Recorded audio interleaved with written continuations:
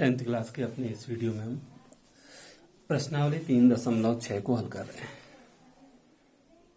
3.6 के दूसरे खंड के दूसरे प्रश्न को समझते हैं। इसमें हमसे कह रहा है 2 महिलाएं एवं 5 पुरुष एक कसीदे के काम को साथ साथ 4 दिन में पूरा कर सकते हैं। यानी कि 2 महिलाएं और 5 पुरुष अगर एक साथ किसी कार्य को करें तो 4 दिन में वो कार्य पूरा हो जाता है।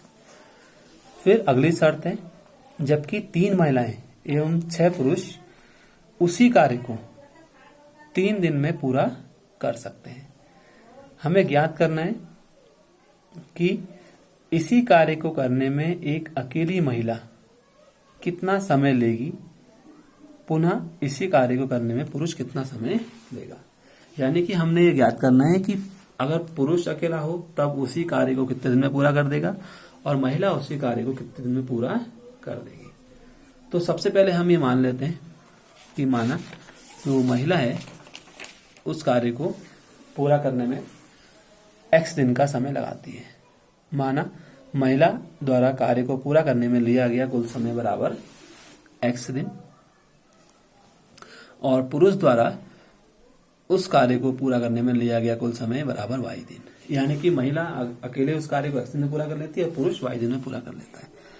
अब हमने ये निकालना है कि महिला एक दिन में कितना कार्य कर देगी। अगर पूरा कार्य 1 है और x दिन में कर रही है तो एक दिन में जो किया गया कार्य है वो हमारा होगा 1/x भाग वो एक दिन में पूरा कर पाएगी। यानी कि उस कार्य का 1/x भाग कर पाएगी। इसी प्रकार से जो पुरुष होगा वो एक दिन में कितना कार्य कर पाएगा, 1/y भाग। एक दिन में महिला द्वारा किया गया कार्य का भाग जो 1/x है और पुरुष द्वारा किया गया कार्य वो 1/y भाग है। अब पहली शर्त हमारी क्या है, 2 महिलाएं और 5 पुरुष मिलकर 4 दिन में कसीदे को पूरा कर लेते हैं, पूरा बुन लेते हैं। तो 2 महिलाओं का एक दिन का कार्य कितना होगा, 2/x। एक महिला का एक दिन का कार्य 1/x है तो 2 महिलाओं का एक दिन का कार्य होगा 2/x और 5 पुरुषों का एक दिन का कार्य होगा 5/y। दोनों मिला के करेंगे तो 2/x प्लस 5/y और 4 दिन का कार्य है टोटल ये, तो 4 से हम इसको गुणा कर देंगे बराबर और कार्य हमारा पूरा ये कंप्लीट हो जाता है तो बराबर में आ गया हमारा 1।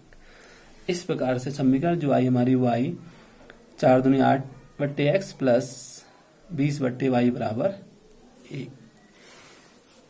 सबसे पहले हमने इसमें सवालों को समझना बहुत जरूरी है। लॉन्ग क्वेश्चन है। 2 महिलाएं और 2 पुरुष, 2 महिलाएं और 5 पुरुष का कुल कार्य कितना होगा, 2/x प्लस 5/y और 4 दिन में वो उस कार्य को पूरा कर ले रहे हैं। यानी कि जोड़ करके हमने इसको 4 से गुणा कर दिया और कार्य हमारा पूरा कंप्लीट हो जा रहा है बराबर 1। इस प्रकार से हमारी समीकरण नंबर 1 आ गई। दूसरी शर्त हमारी है 3 महिलाएं और 6 पुरुष मिलकर उसी कार्य को 3 दिन में पूरा कर लेते हैं। तो 3 महिलाओं का कार्य कितना होगा, 3/x, 6 पुरुषों का 6/y और जोड़ करके 3 से गुणा कर देनी है और 3 दिन में दोनों मिलकर के उस कार्य को पूरा कर दे रहे हैं यानी कि बराबर 1। तो ये आ गया 9/x प्लस 18/y बराबर 1। अब ये हमने जैसे इस प्रश्नावली के शुरू में ही हमने हल किया था, पहले प्रश्न के कई खंडों को, टोटल 8 खंड थे, तो वहां पर हमने इन समीकरणों को रैखिक युग्म में बदल करके हल किया था। तो इस सवाल को भी हमने रैखिक युग्म में बदल करके हल किया हुआ है, जहां पर हमने 1/x को a मान लिया और 1/y को b मान लिया और इन दोनों ही को कंबाइंड हमने समीकरण नंबर 3 मान लिया है। यानी कि हम a का मान निकालेंगे और b का मान निकालेंगे, बाद में a की जगह उस वैल्यूज को पुट करके x का मान आएगा, b का मान रखेंगे, y का मान आ जाएगा। अब समीकरण 1 से हमारी समीकरण बनी वो बनी 8a प्लस 20b बराबर 1। इसको माना हमने समीकरण नंबर 4 और यहां से हमने इसमें प्रतिस्थापन विधि का प्रयोग किया हुआ है। तो प्रतिस्थापन विधि से हम जानते हैं कि किसी भी जो समीकरण है हमारी उनमें से हम किसी भी एक चर का मान निकाल करके दूसरे समीकरण में प्रतिस्थापित कर देते हैं। तो हमने समीकरण 4 से a का मान निकाल लिया। पक्षांतर करने पे 1 - 20b/8 बराबर ये हमारी समीकरण नंबर 4 हो गई। और ऐसे ही हमने समीकरण 2 में मान लगाया 9a + 18b बराबर a, 4 और 5। अब हमने जो 4 से a का मान निकाला था वो समीकरण नंबर 5 में रख दिया। 9 कोष्टक 1 - 20b/8 + 18b बराबर 1 और 9 माइनस 180b और 8 इसका एलसीएम दिया।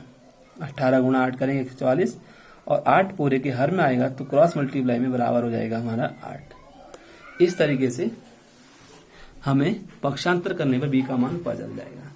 और जो b की वैल्यू आई उस वैल्यूज को हमने रख दिया समीकरण नंबर 4 में और यहां से हमें a का मान प्राप्त हो जाएगा। और जब a और b की वैल्यूज हमें मिल गई तो इन मानों को हम समीकरण नंबर 3 में प्रतिस्थापित कर देंगे। इस तरीके से हमें x और y का मान पता चल जाएगा। क्योंकि हमने चरों को x और y में माना है तो हमें पहले से ही पहले हमने इसको रैखिक समीकरण युग्म में बदल लिया, उसके बाद हल किया हुआ है। हम इन सवालों को डायरेक्ट भी हल कर सकते हैं बिना रैखिक युग्म समीकरण में बदले। जैसे हमारे पास समीकरण नंबर 1 और 2 प्राप्त हुई, हम डायरेक्ट ही इसमें चाहे तो विलोपन विधि का प्रयोग कर सकते हैं। जैसे x को हटाना है हमने तो समीकरण नंबर 1 में 9 से गुणा कर दें और समीकरण नंबर 2 में 8 से गुणा करके इनको आपस में घटा दें। y को हटाना है तो इसमें 18 से करें, इसमें 20 से कर दें। इस तरीके से हम यहाँ पर डायरेक्ट भी इसमें जो विलोपन विधि है उसका प्रयोग कर सकते हैं। तो इस तरीके से हमारा ये प्रश्न यहीं पर समाप्त होता है।